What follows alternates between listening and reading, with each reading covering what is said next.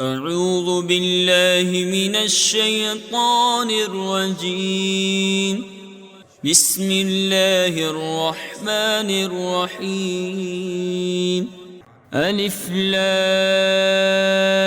را، تلك آيات الكتاب المبين. إنا أنزلناه قرآنا عربيا لعلكم تعقلون. نحن نقص عليك أحسن القصص بما أوحينا إليك هذا القرآن وإن كنت من قبله لمن الغافلين. إذ قال يوسف لأبيه يا أبت إني رأيت 11 كوكبا والشمس والقمر رأيتهم لي ساجدين. قال يا بني لا تقصص رؤياك على إخوتك فيكيدوا لك كيدا إن الشيطان للإنسان عدو مبين. وكذلك يجتبيك ربك ويعلمك من تأويل الأحاديث ويتم نعمته عليك وعلى آل يعقوب كما أتمها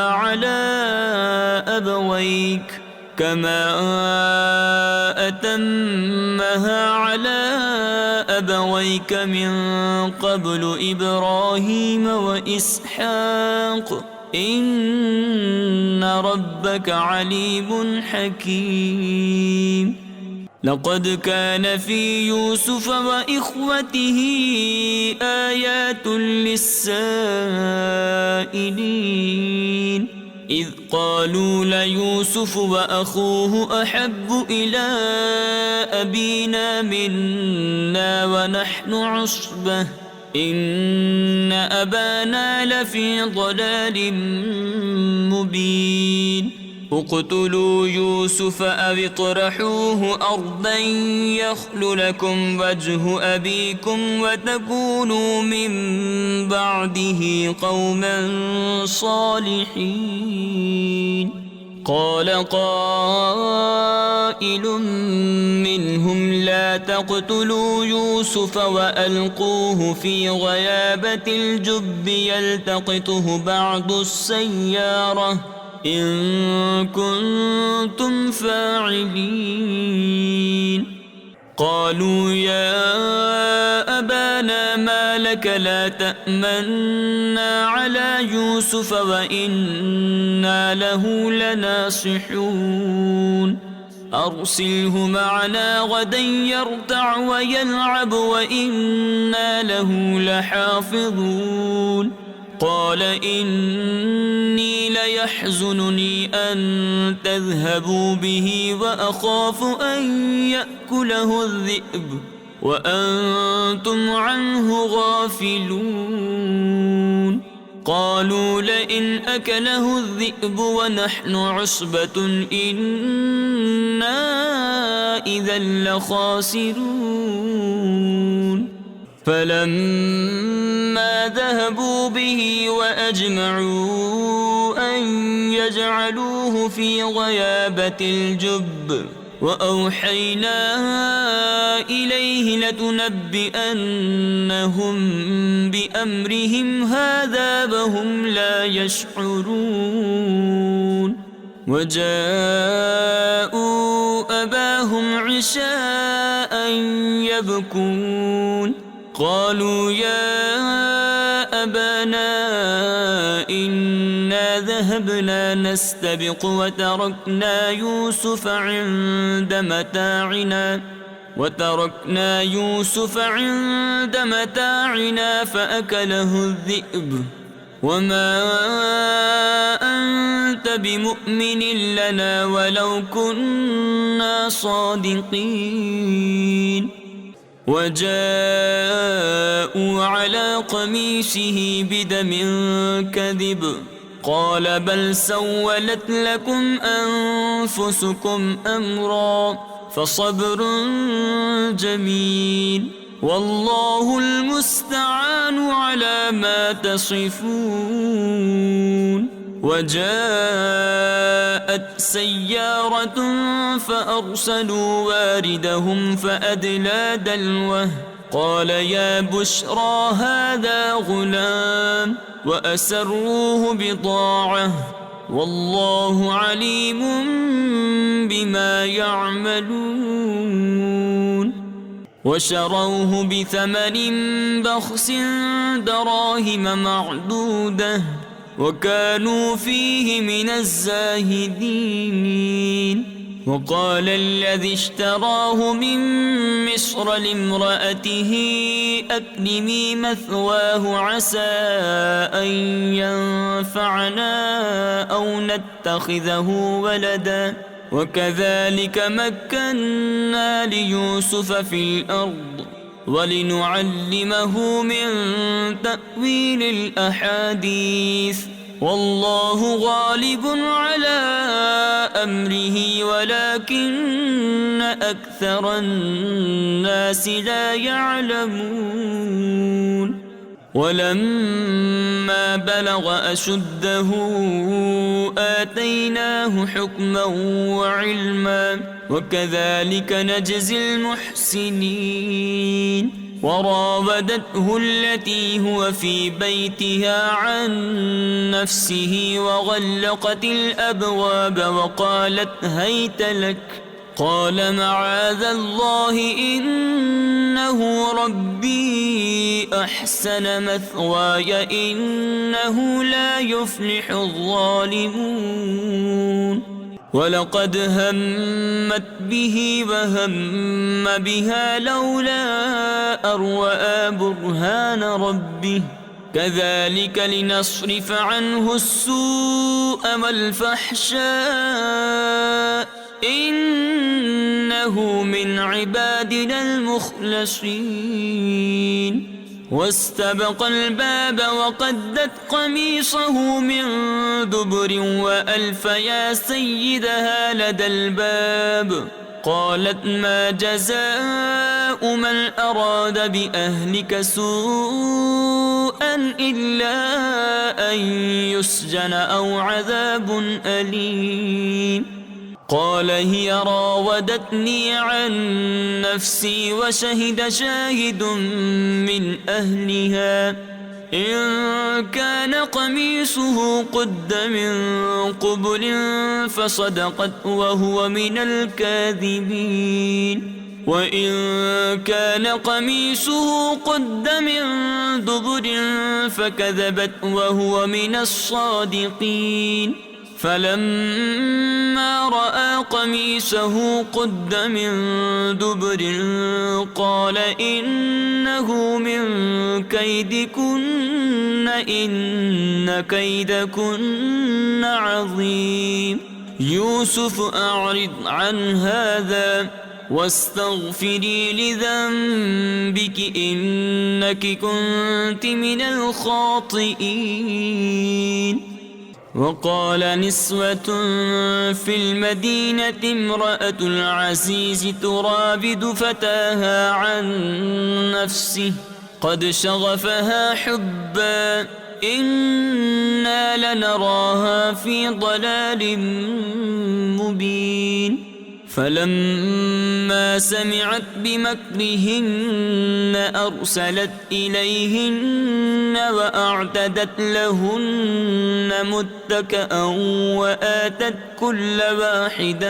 وآتت كل واحدة منهن سكينا وقالت اخرج عليهن فلما رأينه أكبرنه وقطعن أيديهن وقلن حاش لله ما هذا بشرا إن هذا إلا ملك كريم.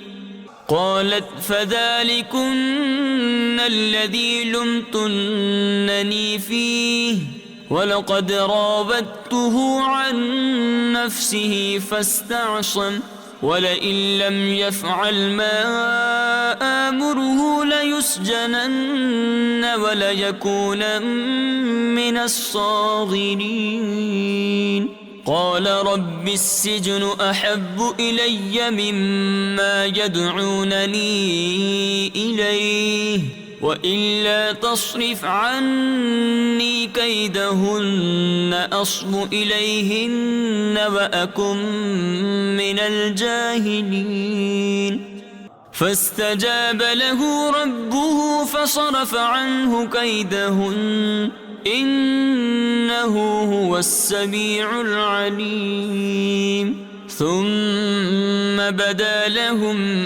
من بعد ما رأوا الآيات ليسجننه حتى حين ودخل معه السجن فتيان قال أحدهما إني أراني أعصر خمرا وقال الآخر إني أراني أحمل فوق رأسي خبزا تأكل الطير منه نبئنا بتأويله إنا نراك من المحسنين قال لا يأتيكما طعام ترزقانه إلا نبأتكما بتأويله قبل أن يأتيكما ذلكما مما علمني ربي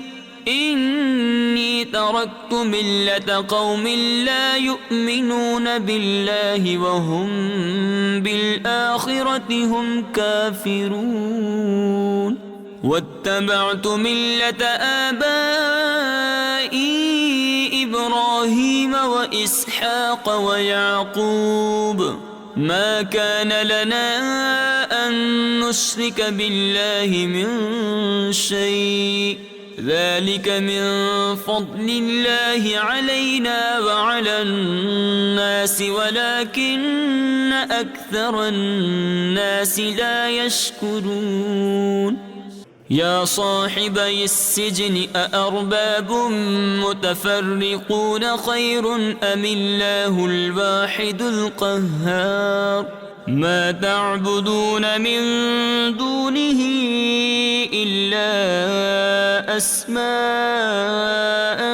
سميتموها أنتم وآباؤكم ما أنزل الله بها من سلطان إن الحكم إلا لله أمر أن لا تعبدوا إلا إياه ذلك الدين القيم ولكن أكثر الناس لا يعلمون يا صاحبي السجن أما أحدكما فيسقي ربه خمرا وأما الآخر فيصلب فتأكل الطير من رأسه قضي الأمر الذي فيه تستفتيان وقال للذي ظن أنه ناج منهما اذكرني عند ربك فأنساه الشيطان ذكر ربه فلبث في السجن بضع سنين وقال الملك إني أرى 7 بقرات سمان يأكلهن 7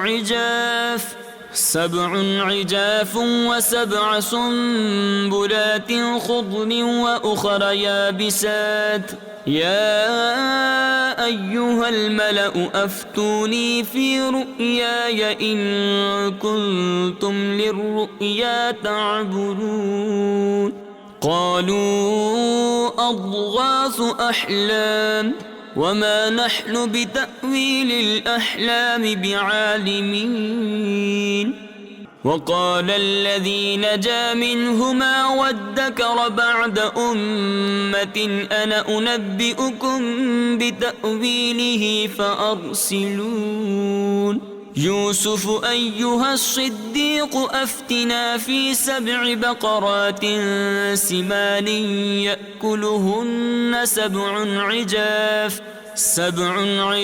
و7 سنبلات خضر وأخر يابسات لعلي أرجع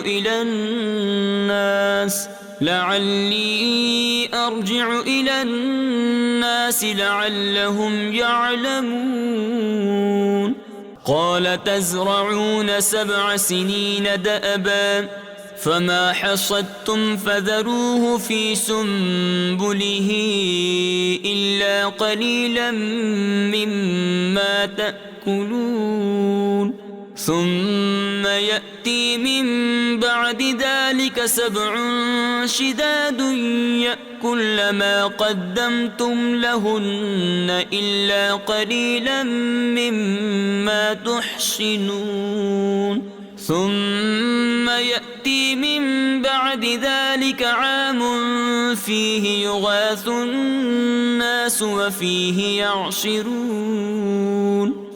وقال الملك ائتوني به فلما جاءه الرسول قال ارجع إلى ربك فاسأله ما بال النسوة اللاتي قطعن أيديهن إن ربي بكيدهن عليم قال ما خطبكن إذ راوتن يوسف عن نفسه قلن حاش لله ما علمنا عليه من سوء قالت امرأة العزيز الآن حصحص الحق أنا راودته عن نفسه وإنه لمن الصادقين ذلك ليعلم أني لم أخنه بالغيب وأن الله لا يهدي كيد الخائنين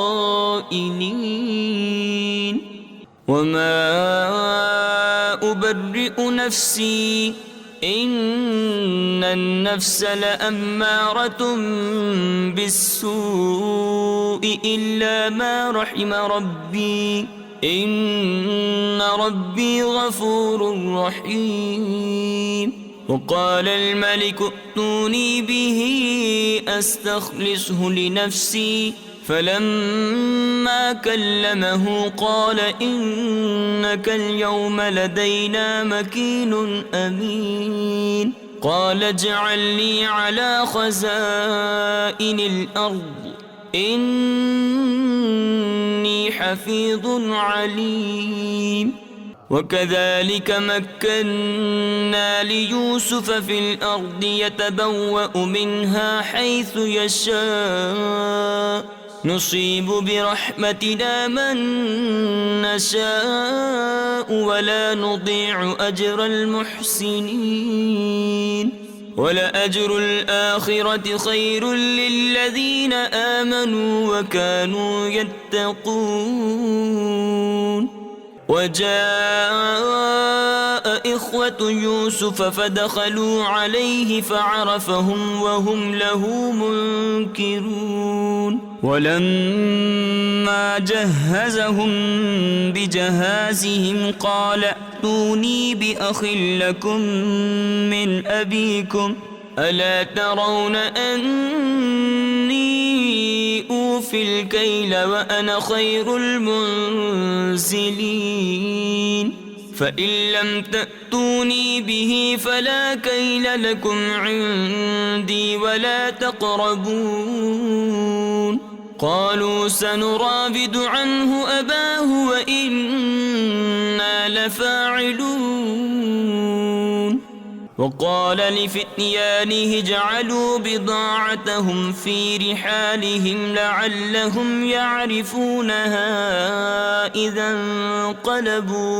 لعلهم يعرفونها إذا انقلبوا إلى أهلهم لعلهم يرجعون فلما رجعوا إلى أبيهم قالوا يا أبانا منع منا الكيل فأرسل معنا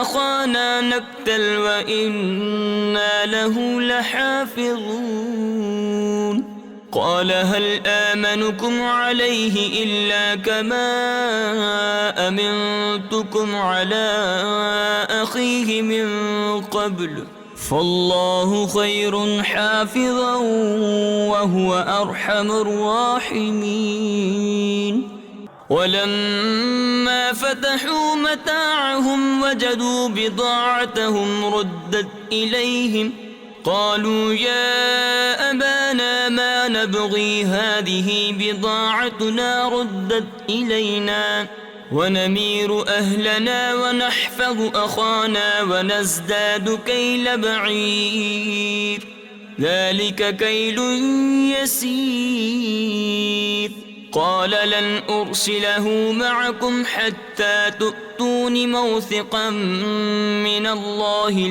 لتأتونني به إلا أن يحاط بكم فلما آتوه موثقهم قال الله على ما نقول وكيل وقال يا بني لا تدخلوا من باب واحد وادخلوا من أبواب متفرقة وما أغني عنكم من الله من شيء إن الحكم إلا لله عليه توكلت وعليه فليتوكل المتوكلون ولما دخلوا من حيث أمرهم أبوهم ما كان يغني عنهم من الله من شيء إلا حاجة في نفس يعقوب قضاها وإنه لذو علم لما علمناه ولكن أكثر الناس لا يعلمون ولما دخلوا على يوسف آوى إليه أخاه قال إني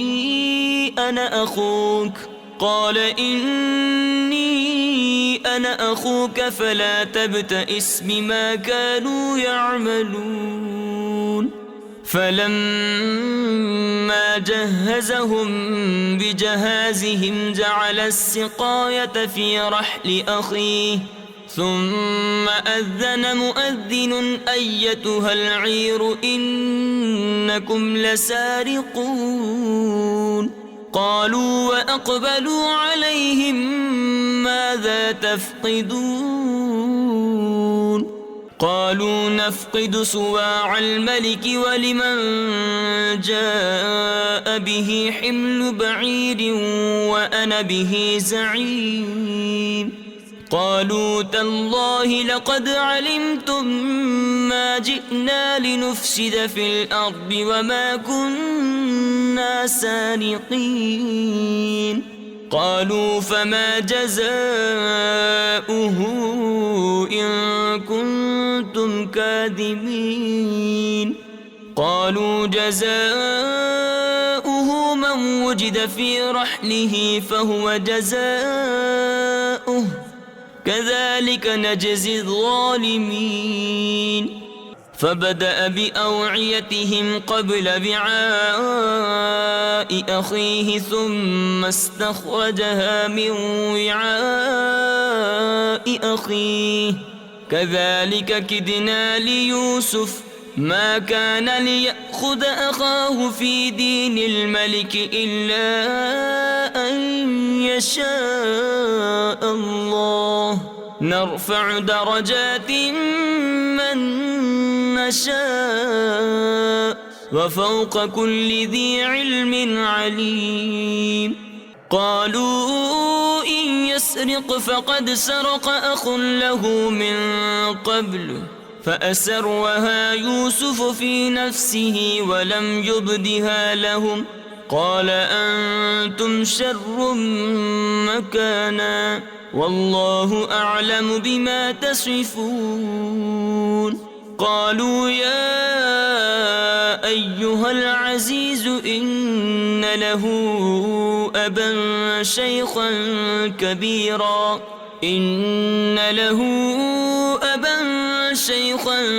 كبيرا فخذ أحدنا مكانه إنا نراك من المحسنين. قال معاذ الله أن نأخذ إلا من وجدنا متاعنا عنده إنا إذا لظالمون.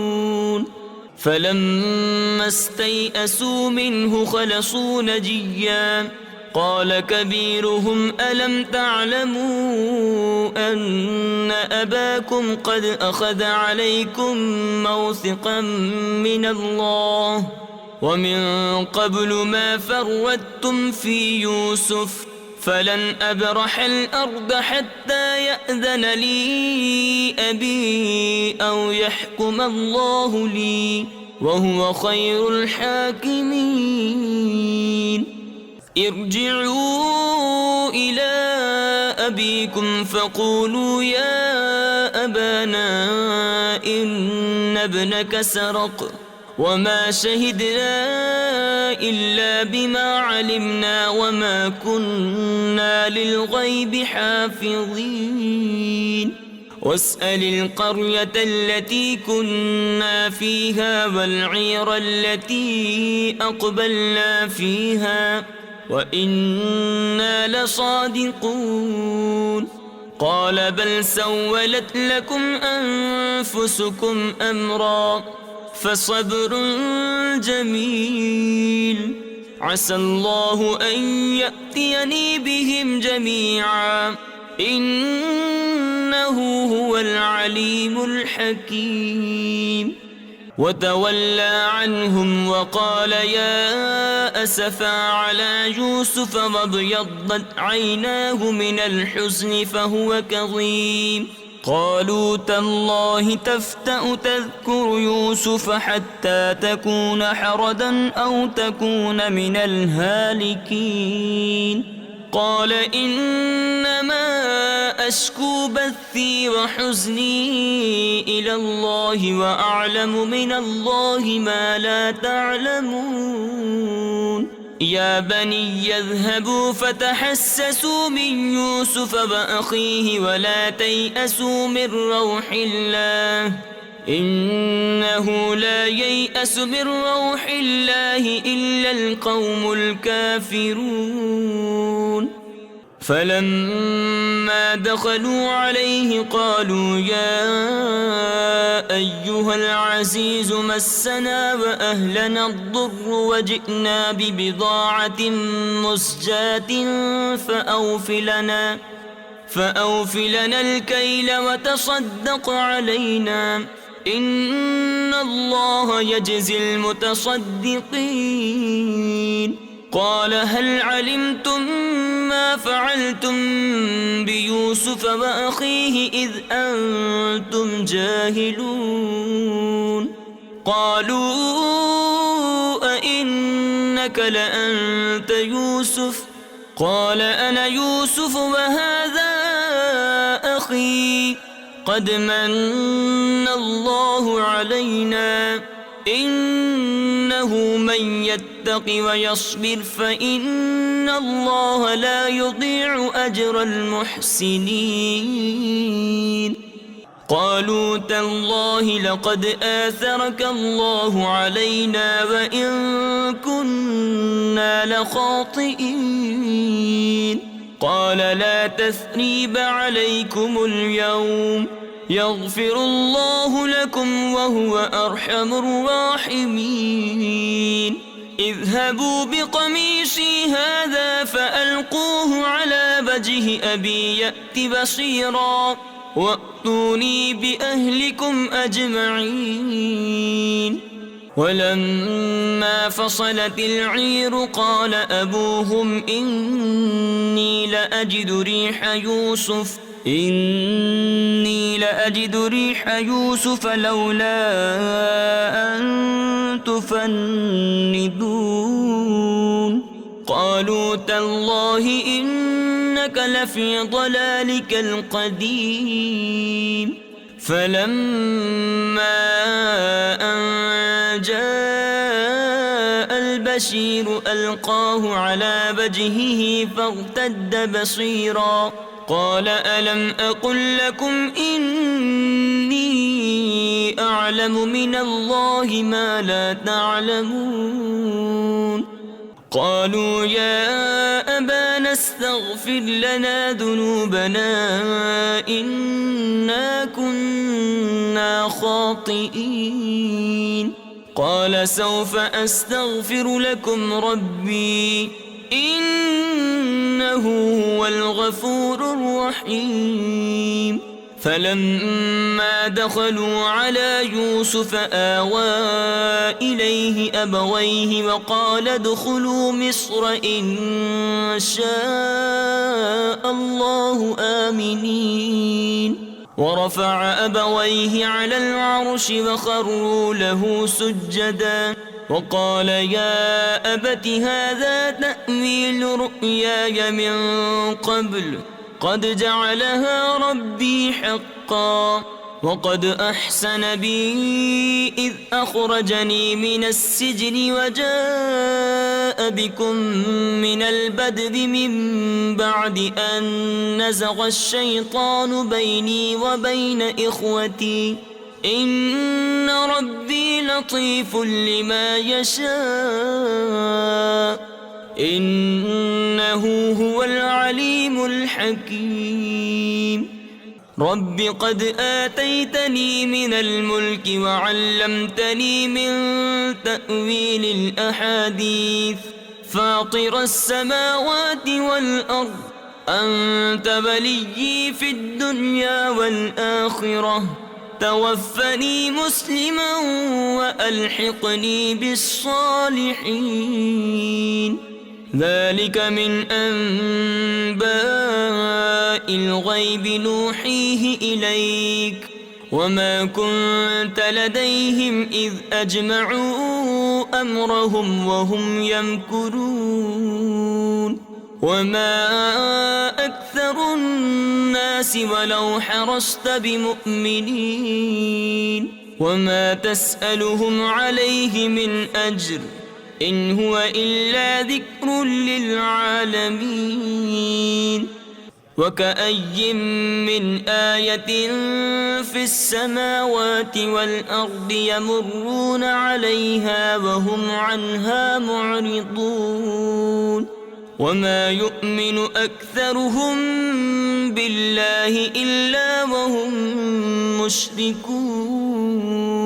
أفأمنوا أن تأتيهم غاشية من عذاب الله أو تأتيهم الساعة بغتة وهم لا يشعرون. قل هذه سبيلي أدعو إلى الله على بصيرة أنا ومن اتبعني وسبحان الله وما أنا من المشركين.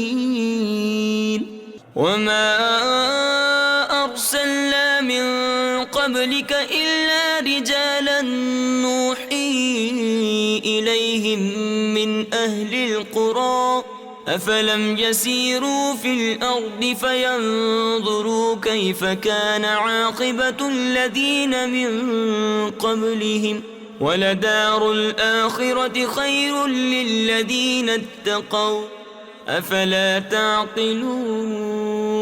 حتى إذا استيأس الرسل وظنوا أنهم قد كذبوا وظنوا أنهم قد كذبوا جاءهم نصرنا فنجي من نشاء ولا يرد بأسنا عن القوم المجرمين لقد كان في قصصهم عبرة لأولي الألباب ما كان حديثا يفترى ولكن تصديق الذي بين يديه وتفصيل كل شيء وهدى ورحمة لقوم يؤمنون